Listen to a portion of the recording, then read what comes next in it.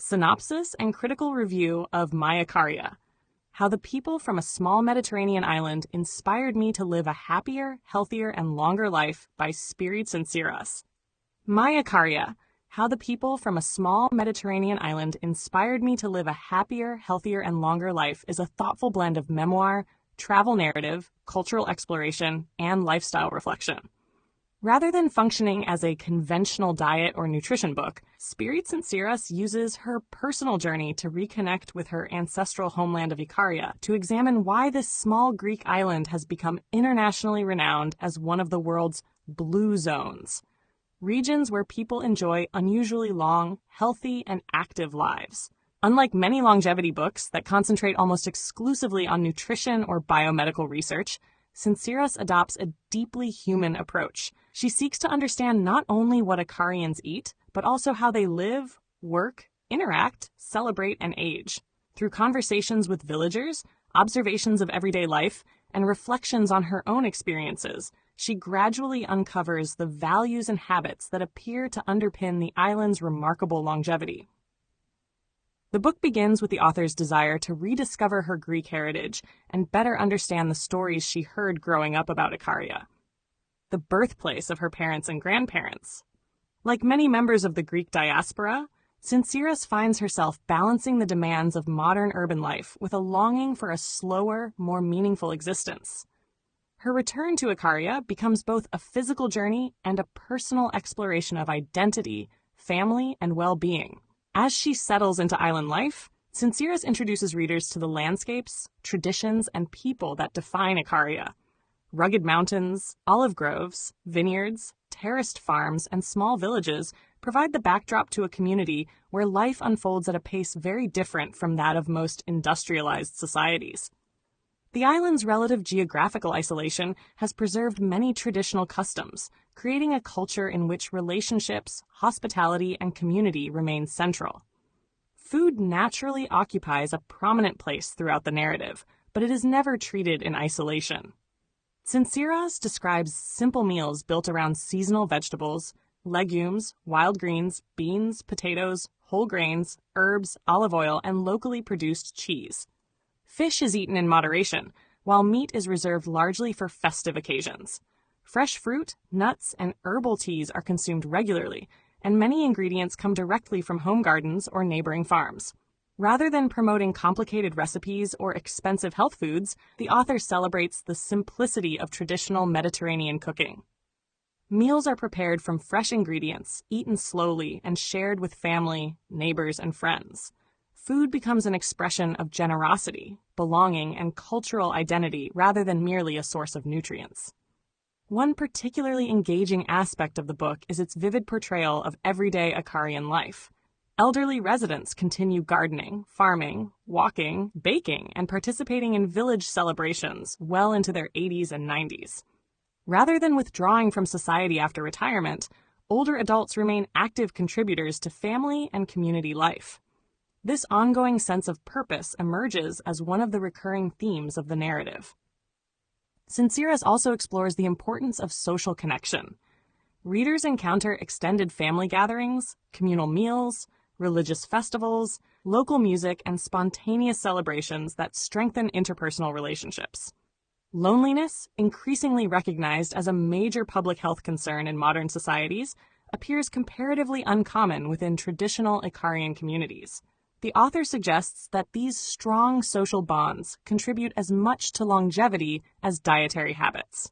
Another recurring theme is the island's relaxed relationship with time. Ikarians place relatively little emphasis on rigid schedules, productivity metrics, or constant busyness. Afternoon rests, leisurely conversations, evening gatherings, and unhurried meals are woven naturally into daily life. Tsintziras contrasts this slower rhythm with the stress, time pressure, and chronic overwork that characterize many contemporary urban lifestyles. The natural environment also plays an important role. Walking through mountainous terrain, tending gardens, and performing everyday manual tasks provide regular physical activity without the need for formal exercise programs. Physical movement is integrated into ordinary life rather than compartmentalized into gym sessions or structured workouts. One of the book's greatest strengths is its authenticity. Tsintziras does not present herself as a nutrition scientist or longevity researcher. Instead, she writes as a curious observer seeking to understand how an ancient culture might offer valuable lessons for modern living. Her personal reflections give the narrative warmth and emotional depth, making the book accessible to readers who might find more scientific texts intimidating. The author's writing is engaging, descriptive, and reflective. She skillfully interweaves family history, travel experiences, interviews, cultural observations, and discussions of health, without allowing any single element to dominate the narrative. Readers gain not only an appreciation of Ikarian cuisine, but also a richer understanding of Greek culture and the enduring importance of tradition. From a scientific perspective, many of the lifestyle characteristics described in the book are consistent with contemporary research on healthy aging. Diets rich in vegetables, legumes, olive oil, and minimally processed foods are associated with reduced risks of cardiovascular disease, diabetes, and certain cancers. Likewise, regular physical activity, strong social relationships, restorative sleep, and psychological well-being are widely recognized as important contributors to health span and lifespan. However, the book should not be regarded as a scientific manual on longevity. Tsintziras occasionally refers to research concerning blue zones and Mediterranean diets, but her primary objective is storytelling rather than critical analysis of biomedical evidence. Readers seeking detailed discussions of epidemiology, nutritional biochemistry, or geroscience will need to consult works by researchers such as Walter Longo, Bradley J. Wilcox, Luigi Fontana, or Dan Buettner. Another limitation arises from the tendency, common to much Blue Zone literature, to romanticize traditional societies. Although Ikaria continues to enjoy an international reputation for longevity, the island has not remained untouched by globalization. Younger generations increasingly consume processed foods, use motor vehicles more frequently, and adopt more sedentary lifestyles than their grandparents. Consequently, the traditional lifestyle portrayed in the book represents an ideal that is gradually changing rather than a universal contemporary reality. Some readers may also find that the narrative occasionally prioritizes atmosphere over practical instruction. Unlike a cookbook or structured lifestyle guide, My Ikaria offers relatively few concrete dietary programs or step-by-step health recommendations. Instead, it invites readers to reflect upon broader questions concerning balance, contentment, community, and the meaning of a well-lived life. Yet this characteristic also distinguishes the book from many commercial health publications. Tsintziras avoids sensational claims, miracle diets, and exaggerated promises of extreme longevity. She repeatedly acknowledges that no single food or habit can guarantee a long life. Rather, longevity emerges from the cumulative effects of numerous small, sustainable practices maintained over decades. Perhaps the book's most important contribution lies in shifting attention away from longevity as merely extending years of life towards improving the quality of those years. The elderly Ikarians encountered by the author are not simply surviving longer. Many continue to enjoy independence, purpose, friendship, curiosity, and participation in community life. This distinction between lifespan and health span reflects one of the central insights of contemporary longevity research. The memoir also resonates on a deeply personal level. Tsintziras' exploration of ancestry, migration, and cultural identity reminds readers that health is shaped not only by biology, but also by belonging, memory, and connection to place. Her reflections encourage readers to consider how modern life might be enriched by reclaiming forgotten traditions, preparing meals from scratch, spending more time outdoors, and nurturing meaningful relationships. Overall, My Ikaria, How the People from a Small Mediterranean Island Inspired Me to Live a Happier, Healthier, and Longer Life, is an engaging, thoughtful, and beautifully written exploration of one of the world's most celebrated longevity cultures. Although it is not a scientific textbook, it succeeds in translating the lessons of Ikaria into an inspiring narrative that combines memoir, travel writing, cultural history, and practical lifestyle wisdom. Readers seeking rigorous nutritional science should complement it with more evidence-based works such as The Blue Zones, the Okinawa Program, The Longevity Diet, or How Not to Age. However, For those wishing to understand the human, cultural, and emotional dimensions of longevity, Tsintziras' book offers a rich and rewarding perspective. It reminds us that living well involves much more than eating well. It requires community, purpose, moderation, gratitude, and a deep appreciation for the ordinary pleasures that sustain a meaningful life. The author has placed this work in the public domain. It may be freely imported, exported, shared, distributed, edited, modified, or reformatted without explicit consent from the author.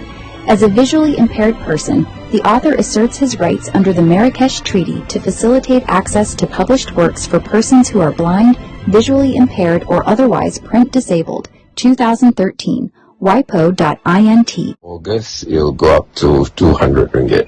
Thank you.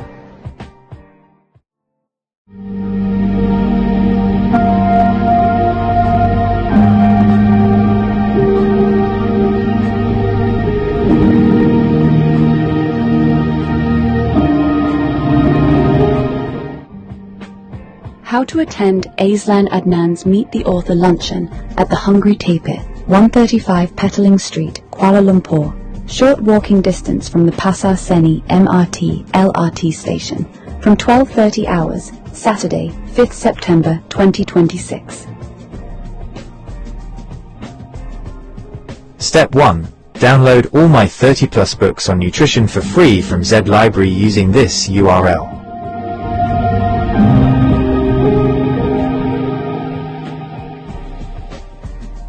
However, there is a limit of 10 downloads a day from Z Library. The workaround is to download them, and 2,250 plus others, from my Optimal Health Community Telegram broadcast channel at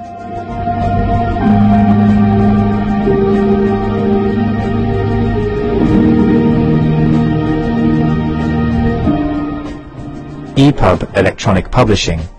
All my free ebooks are published in .epub electronic publishing format.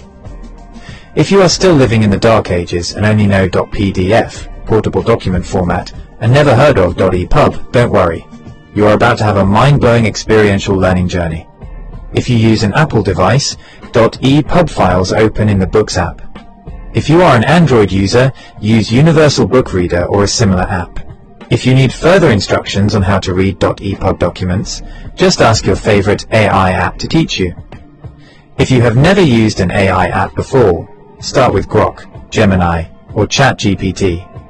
Then move on to DeepSeek, Claude, or Kling later.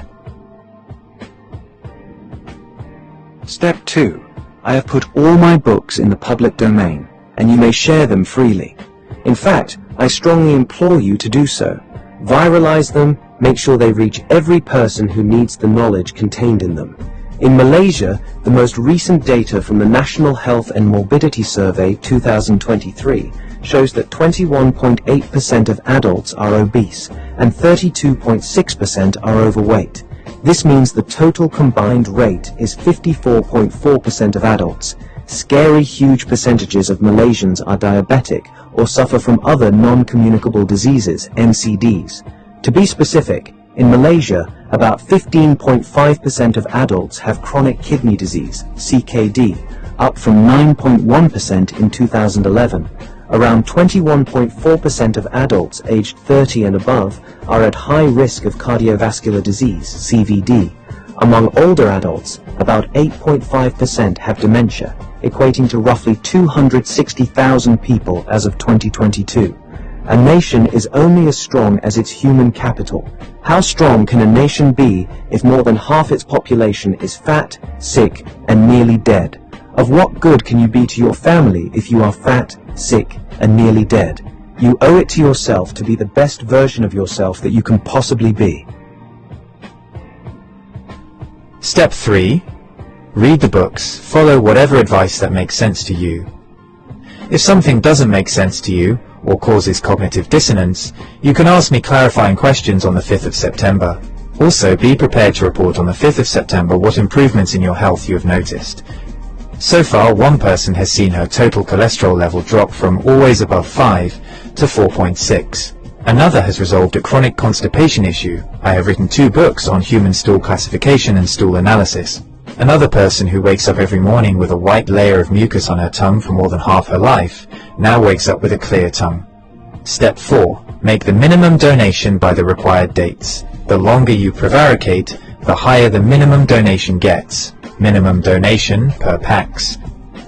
100 ringgit for donations received by June 30th, 150 ringgit for donations received by July 31st, 200 ringgit for donations received by August 31st, 500 ringgit for donations received by the 5th of September and for walk-ins. Places are limited. However, I do not wish to deprive anyone. If enough people register, we can take over the whole restaurant, so make your donations early to reserve your place. Purpose: your donations will go towards sponsoring persons with disability, PWD, to attend the event and also towards my various ongoing eye treatments. Sponsorship: if you run a business and wish to promote your business, you can sponsor door gifts, gift vouchers, or even cash. A writer and researcher in nutrition science, Aslan has authored dozens of books on plant-based bioactives, antioxidants, and the chemistry of whole foods. In this session, he will lead a dynamic Ask Me Anything on nutrition session. All 30 of his nutrition books are in the public domain and are downloadable at the link below.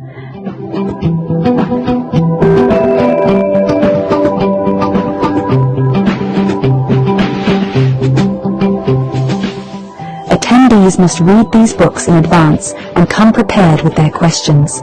This is a singular chance to engage with one of today's leading independent nutrition thinkers. Don't miss it. A healthy, whole food, plant-based lunch with the menu curated by Aslan Adnan will be served. No need to write your name in the reference of the bank transfer, as it will automatically be displayed, but include your phone number in case we need to contact you for any last-minute changes.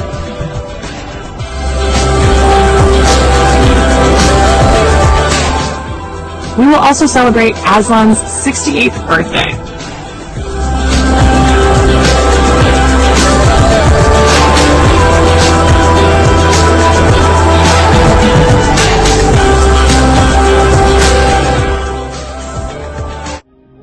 Some of you have been wondering why a YouTube channel devoted to green political philosophy and ideology would address health issues.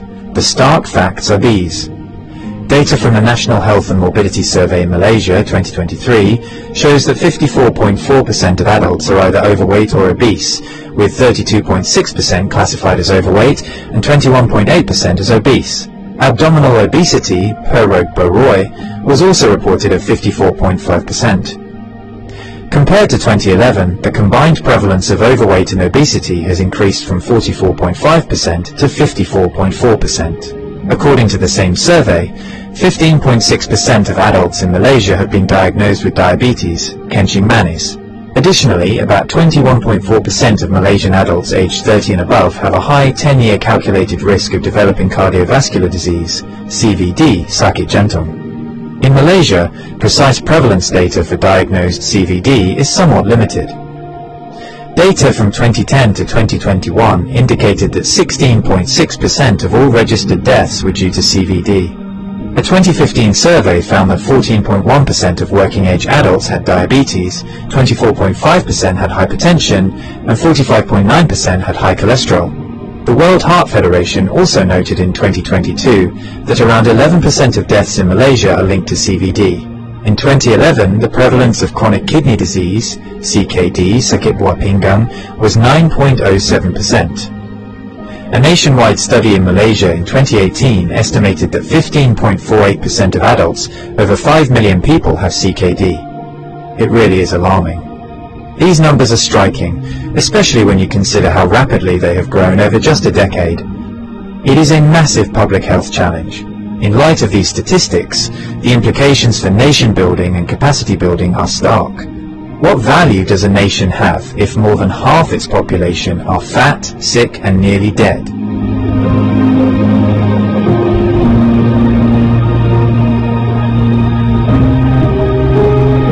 Are you fat, sick, and nearly dead?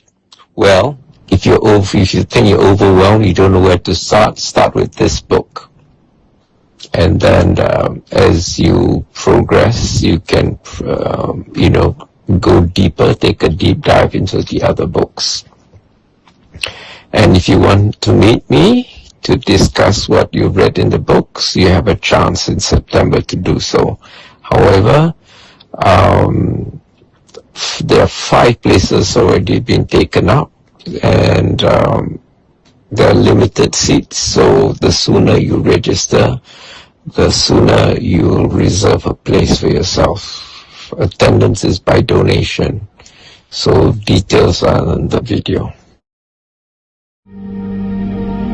Important note on event registration fees. Normal registration. Donation received between the 1st and the 31st of August 2026. Minimum donation of 200 ringgits. Late registration. Donation received between 1st to 5th September 2026. Minimum donation of 500 ringgits. All proceeds after deducting third-party costs will go towards Aslan Adnan's various ongoing eye treatments to hopefully reverse or at least arrest his macular degeneration, cataracts, photophobia, mydriasis, dry eyes, and etc. This is mission critical as, if his vision fails, he'll no longer be able to produce, edit, or upload videos. Your voluntary contributions and donations are a critical success factor. As such, your generosity, empathy, compassion, and kindness are well and truly appreciated. We thank you in advance for your invaluable help and assistance in making this event a resounding success.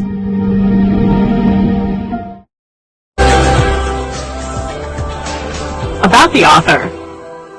Aslan Adnan, M.A., is a writer and independent researcher whose work focuses on nutrition science, food systems, and the biological foundations of human health.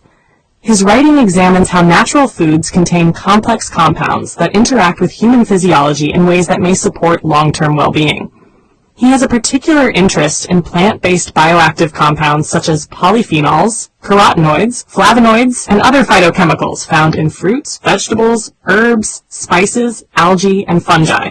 His research explores how these compounds function in plants and how they may influence human nutrition when consumed as part of a balanced diet. Aslan approaches nutrition from a multidisciplinary perspective, drawing on biochemistry, plant biology, and public health nutrition. His work aims to translate complex scientific concepts into clear explanations so that readers can better understand the nutritional value of everyday foods. He is the author of several books examining natural sources of antioxidants and other dietary compounds. Author of the antioxidant series, Antioxidants in Herbs and Spices, Antioxidants in Algae, Microalgae, and Fungi, Antioxidants in Fruits and Vegetables, Antioxidants in Nuts and Seeds, Antioxidants in Berries. Author of the Nutrient Series, Macronutrients, Volume 1, Carbohydrates, Macronutrients, Volume 2, Lipids, Macronutrients, Volume 3, Proteins, Micronutrients, Vitamins, Trace Elements, and Minerals, Anti-nutrients, the hidden blockers in your food, Phytonutrients, the quiet power of plants, Water, the forgotten fourth, a macronutrient you can't ignore. Other books on health and nutrition. Tuber's briefing paper, 2nd edition. Aslan's 5-Powder Manifesto. Eating the Greek Way, how cultural habits support health without trying. Ideology on a Plate, how Robert F. Kennedy Jr. turned U.S. dietary guidelines into a scientific farce. Maslow in 2026, a practical guide to actual needs, not scrollable wishes.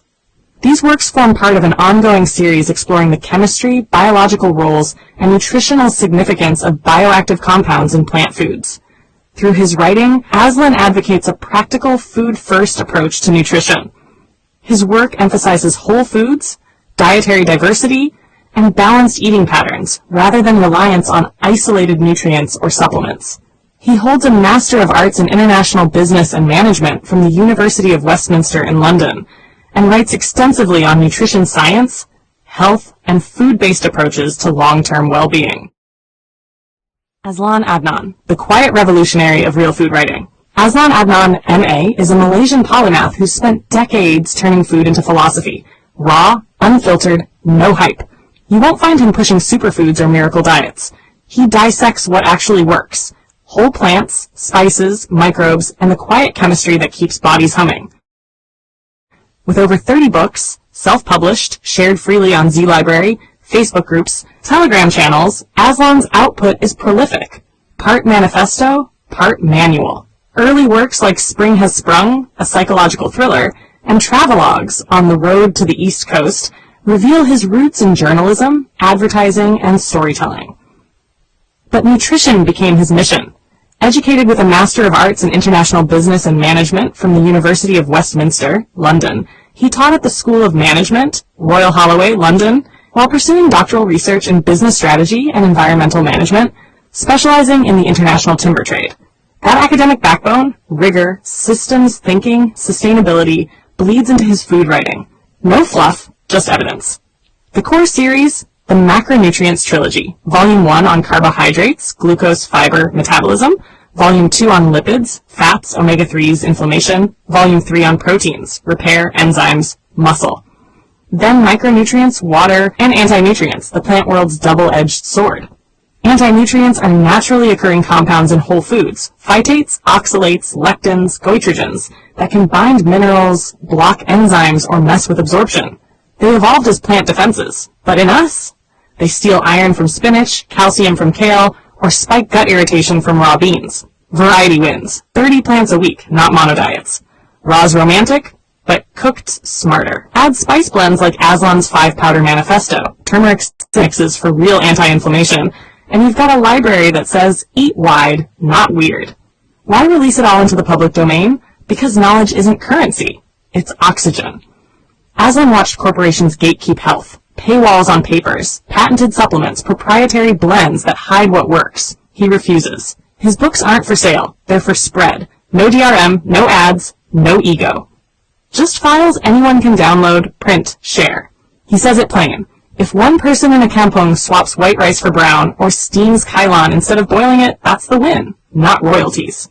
He's no gatekeeper. His Facebook, Aslan Green Party, Instagram, and YouTube drop bite-sized truths. Traffic light WFPB guides, eye health talks on looting, vegan journeys. He credits tradition, curries, forest mushrooms, seaweed from tides, and lives it. Unpeeled carrots, home ferments, no moralizing. 30-plus titles aren't about volume. They're depth. Carbs to phytonutrients, water to gut bugs. Aslan doesn't sell health. He hands you the tools. Read him and your plate changes. Not because you're broken, because you're built for better.